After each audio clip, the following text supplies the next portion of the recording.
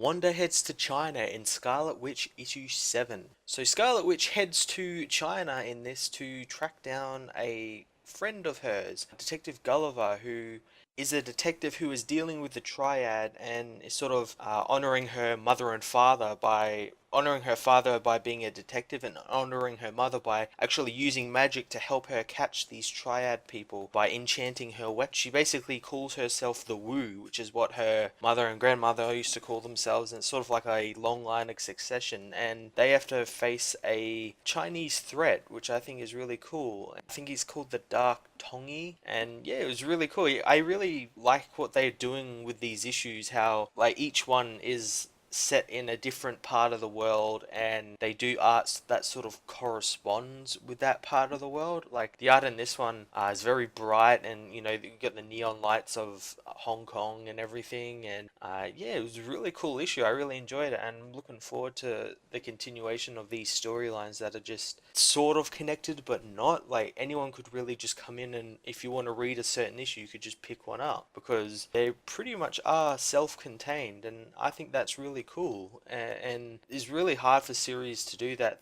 Be self-contained but also still tell a bigger narrative, and I think James Robinson is doing a fantastic job at that. Absolutely an amazing job, and I really commend him for doing that. I'm going to give this book a 9 out of 10.